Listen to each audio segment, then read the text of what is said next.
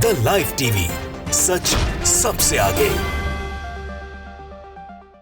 नमस्कार, मैं हूं रंजीत झा और आप देख रहे हैं द लाइव टीवी। इजराइल और फिलिस्तीन की जंग लगातार जारी है।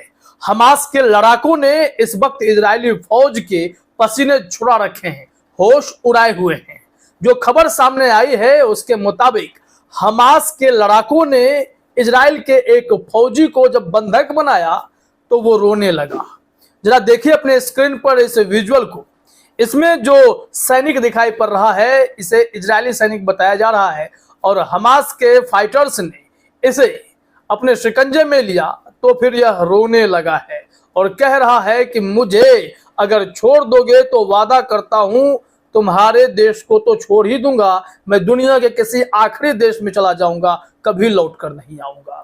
जरा यहाँ सुनिए वो क्या कुछ कह रहा है, उसके बाद हम आपको इस मामले में जो अरबिक में लिखा हुआ है उसके टेक्स्ट को भी दिखाते हैं।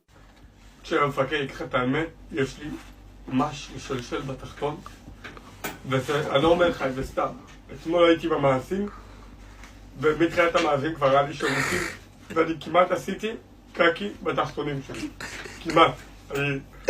ואסור להפקיר את העמדה, אז הלכתי ורציתי להעיר את הבן אדם שלפניי מוקדם,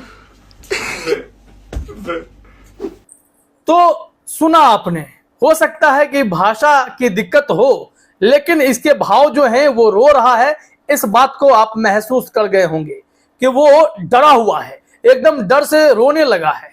दरअसल इजराइल हो या फिलिस्तीन हो, जब जंग की शुरुआत हो जाती है तो उस वक्त लड़ने वाले तो इंसान ही होते हैं।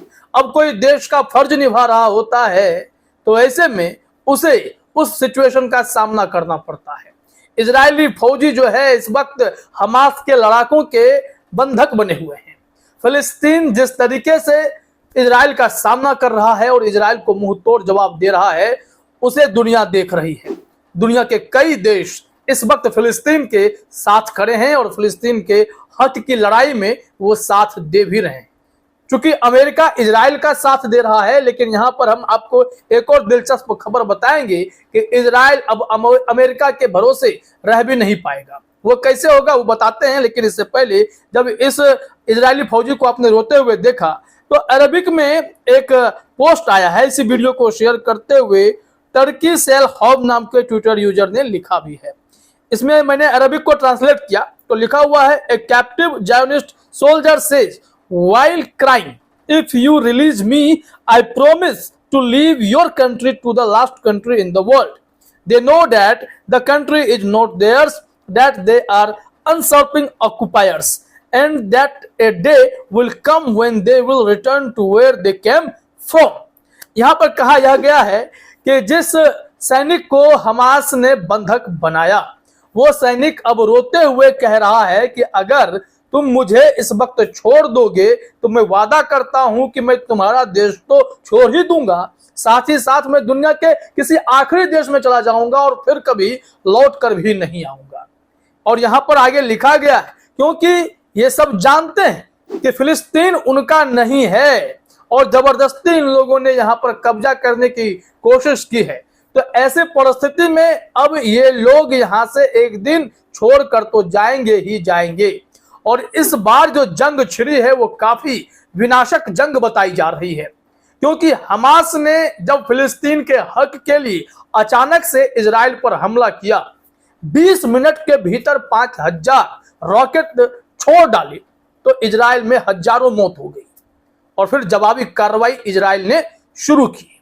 इसके चलते वहां पर एकदम से बवंडर सा मचा हुआ है। इजराइल मानवता इंसानियत भूल करके ऐसे हथियारों का भी अब प्रयोग करने लगा है जिसकी इजाजत यूएन नहीं देता है, उसका प्रयोग नहीं किया जा सकता है। सफेद फास्फोरस के बारे में हमने आपको पहले भी जानकारी दी है। फाइटर जेट से सफेद फास्फोरस वाले बॉम्ब गिराए जा रहे हैं।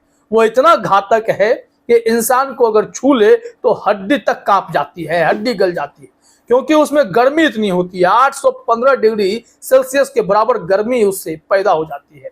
इजराइल वैसे हथियार का प्रयोग कर रहा है, लेकिन हमास और पूरे फिलिस्तीन से जो जवाबी कार्रवाई हो रही है बदले में इजराइल को भी भारी नुकसान का सामना करना पड़ रहा है।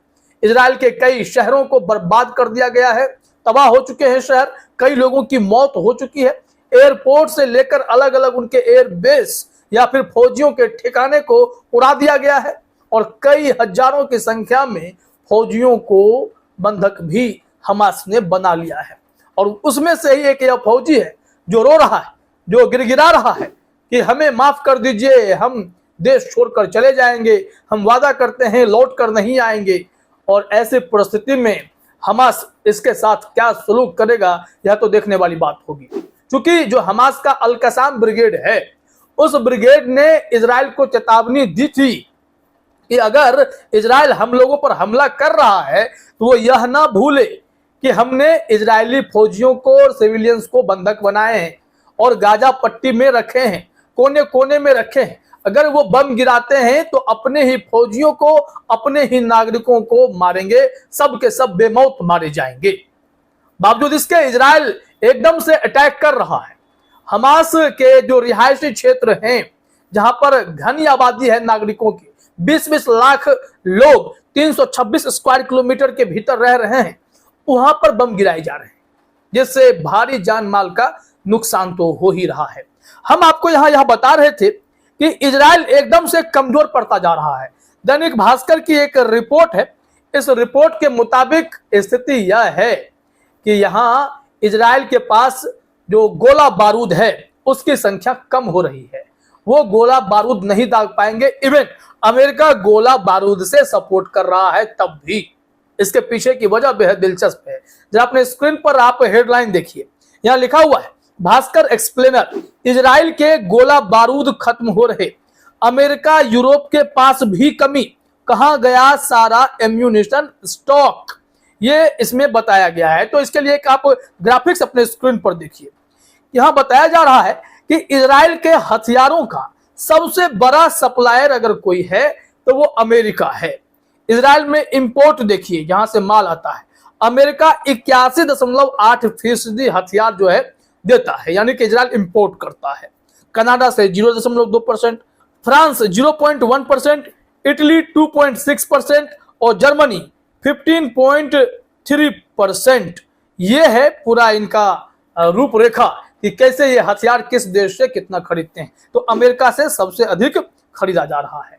लेकिन स्थिति क्या हुई है कि यूक्रेन और रूस की लड़ाई में यूक्रेन की मदद में अमेरिका ने जमकर अपने गोले बारूद वहां भेज दिए, फिर भी यूक्रेन को कमी हो गई।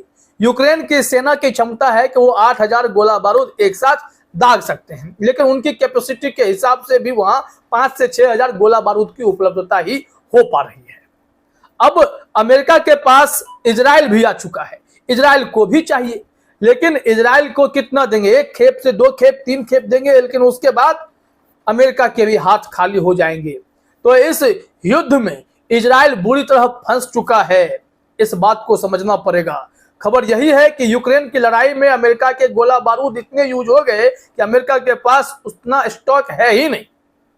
तो रूस अगर इजराइल पर हमला कर देता है, लेबनान ईरान तो कर ही रहा है, फिलिस्तीन की तरफ से युद्ध जारी है, इस्लामिक कंट्रीज इस वक्त फिलिस्तीन के साथ खड़े हैं, फ्री फिलिस्तीन की बात वहां चल रही है, तो इजराइल की हालत क्या होगी? नेतन्याहू भले ही बड़ी बड़ी बातें कर रहे हों, लेकिन उनके तमाम खुफिया एजेंसियों को धता साबित करते हुए फिलिस्तीनियों ने ऐसा हमला किया कि अभी तक उबर नहीं पा रहे हैं। जवाबी कार्रवाई में भी वो उस कदर सक्षम नहीं दिखाई पड़ रहे हैं जितना कि हमास इन्हें नुकसान पहुंचा रहा है।